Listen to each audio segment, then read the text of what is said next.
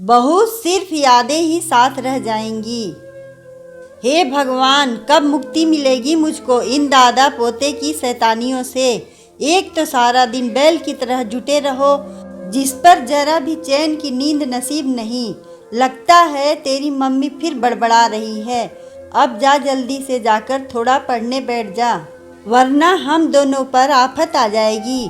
ठीक है दादाजी। आज भी भानु प्रताप जी रोज की तरह अपने 7 वर्षीय पोते सोम के साथ खेलने में कोई कसर नहीं छोड़ रहे थे। क्या ड्राइंग रूम, क्या बेडरूम, और तो और किचन भी दोनों की छुपन छुपाई के खेल का स्थान बन जाते। सारा दिन सिर्फ धमा चौकड़ी ही सूझता सोम को। अब उसकी उम्र थी ही ऐसी। मिहिका सारे काम से फ्री होकर थोड़ी कमर सीधी करने लेटी ही थी कि धड़ाम की तेज आवाज़ सुनकर वो एकदम घबरा गई और वहां पहुंची जहां से आवाज़ आई थी। देखकर उसका दिल धक से रह गया। वहां किताबों से भरा एक ओपन वुडन रैक नीचे गिरा हुआ था और बगल में बैठा हुआ था सोम। दादाजी भी सोम के पास खड़े हुए थे। मिहिका ने दौड़कर सोम को उठाया और गले से लगा लिया। वो घबराते हुए उसे सहलाने लगी और बोली, लगी तो नहीं कहीं तुझे? सोम कुछ कहता उससे पहले ही बरस पड़ी मिहिका अपने ससुर जी पर। आप तो बड़े हैं पापा जी, कितनी बार समझाया आपको कि बच्चे के साथ बच्चा मत बनिए, पर पता नहीं क्यों नहीं सुनते आप। बहुत बिगाड़ दिया है आपने इसे। अगर आज कुछ हो जाता तो इसके जिम्मेदार आप ही होते। एक सांस में बोलती जा रही मिहिका अचानक से बेसुध होकर गिर पड़ी। आंख खुली तो अपने आप को हॉस्पिटल में पाया। सामने पति देव रोहन मुस्कुराते हुए बोले, गुड न्यूज है। गुड न्यूज, मिहिका आश्चर्य से बोली। Yes Mihika, we are going to be parents of second child. Mihika के चेहरे पर मुस्कान तैर गई।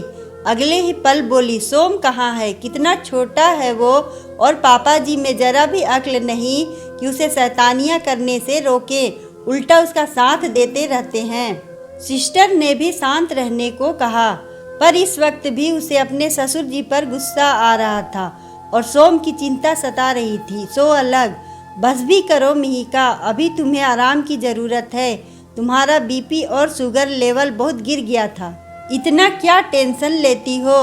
तुम तो सारा दिन रहते नहीं घर पर, तुम्हें क्या पता? पूछो अपने पिताजी से जाकर। सारा दिन घर सर पे उठाए रहते हैं। मैं भी इंसान हूँ, कितना काम करूँगी दिन भर। इनके कारनामों से फैला घर साफ करती रहती हूँ। तभी भानु प्रताप जी अपने पोते संग अंदर आए और बोले, शांत हो जाओ मिहिका बहू, मैं तुमसे माफ़ी चाहता हूँ। आज के बाद कभी शिकायत का मौका नहीं दूंगा। उस दिन वो रैक सोम से नहीं मुझसे गिरा था।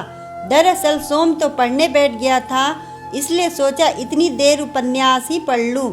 निकालते समय वो उपन्यास पीछे की तरफ गिर गया था। उस दिन कमर में थोड़ा दर्द था तो मुझसे झुकते नहीं बना, इसलिए सोचा रैक को थोड़ा खिसका दूं और अपनी छड़ी से निकाल लूं, पर ना जाने कैसे वो आगे की तरफ गिर पड़ा। तुमसे पहले सोम वहां आ गया और किताब समेटने को बैठ गया। मिहिका से कुछ कहते ना बना। बोली, मुझे माफ़ कर दीजिएगा पापा जी, कितना कुछ गलत सुना गई मैं आपको। कोई बात नहीं बहू, बस इतना कहूँगा कि कुछ सालों बाद सब कुछ आज की तरह नहीं रहेगा। मैं नहीं रहूँगा, सिर्फ मेरी यादें ही साथ रह जाएंगी। मैं अपना अकेलापन दूर करने के लिए पोते संग समय बिताने का मौका ढूंढता हूँ। आखिर सोम के पास भी तो मेरे साथ बिताए वक्त की यादें होंगी। कहते हुए भानु प्रताप जी का गला रूंध गया।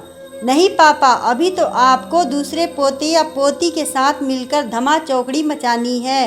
रोहन पापा के कंधे पर हाथ रखते हुए बोला। मिहिका के मन का गुबार खत्म हो, आंखों के कोर गीले हो चले। तभी वहां खड़ा सोम भी मिहिका से झिझकते हुए बोला, सॉरी मम्मा, अब से बस थोड़ा कम मस्ती करूंगा और सामान भी यहाँ वहाँ नहीं फैलाऊंगा। आप प्लीज जल्दी ठीक हो जाओ। कम मस्ती यानी मस्ती फिर भी जारी रहेगी जनाब की। रोहन की बात सुनकर सबके चेहरे हंसी से खिल उठे। अगर आपको हमारी कहानी अच्छी लगे तो वीडियो को लाइक करें, चैनल को सब्सक्राइब करें और कमेंट में बताएं कि आपको कहानी कैसी लगी। धन्यवाद।